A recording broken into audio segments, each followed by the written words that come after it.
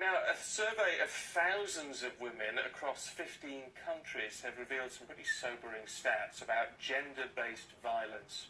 Amongst the findings, it revealed more than a quarter of British women don't trust the legal system to treat psychological abuse as a crime. Well, we can talk to the chief executive of the charity Women's Aid, Katie Gose, and Gemma Muncaster, who's had some really first-hand experience of how the system works. Ladies, good to see you both. Gemma, can I start with you?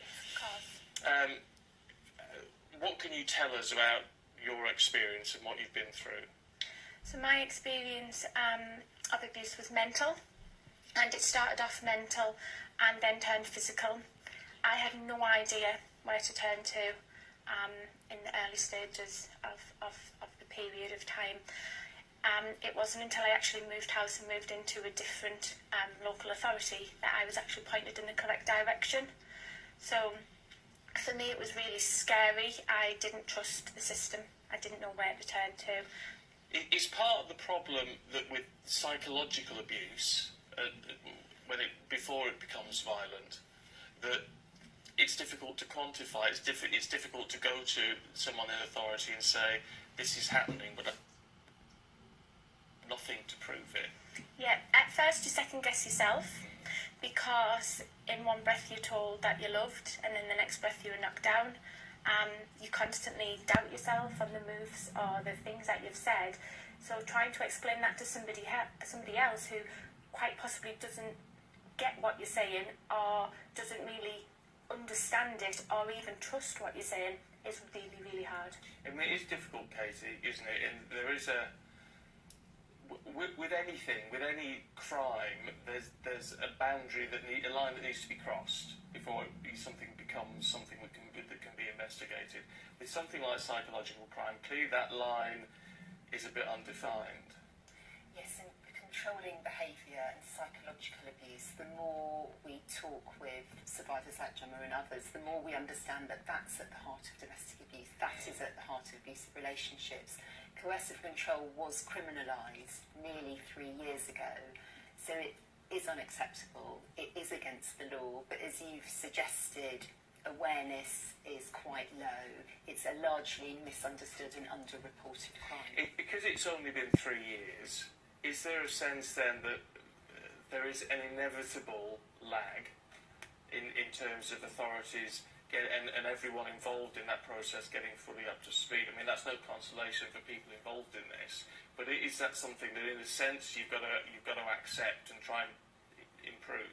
This is such a horrible form of abuse. It's absolutely devastating, and it makes such a difference when women come forward and have the courage and confidence. But we need to see an acceleration in terms of awareness. We're working at Women's Aid to support the police so that they can better understand the evidence gathering when it's psychological abuse, when it's very controlling behaviour of one partner over another. That's going to evidence gathering from when there are bruises there to see. How important is it, Gemma, for you? I mean, not only at the time, but I sort of think now, as you sort of, I guess, still recovering from what is going on, how important is it to know that you have got support, there are charities that are there to help, but also other women, or men indeed, that you can actually sort of talk to and who absolutely understand what you've been through? Yeah.